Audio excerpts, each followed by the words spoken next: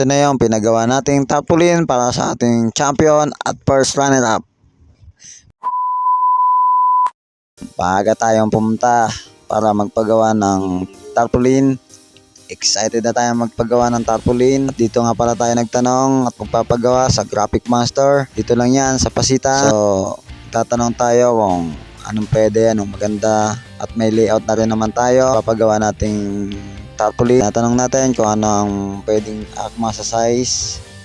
Pinakita na sa atin kung anong gagamiting size ni Kuya. So, inedit niya kung pwede at pasok doon. Pogi ko pala pag naka-side view. Babalikan na lang daw, sabi ni Kuya, ng 5 PM. Maganda dito magpaprint. Tsaka abot kaya, mga kabola. So, balikan na lang natin mamaya looben, mga 5 PM.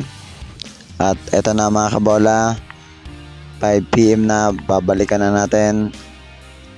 At wala pa rin ligo si Coach. So, eto na.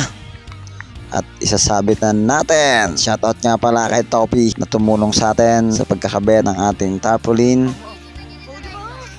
Ito na yung pinagawa nating tarpaulin para sa ating champion at first runner-up.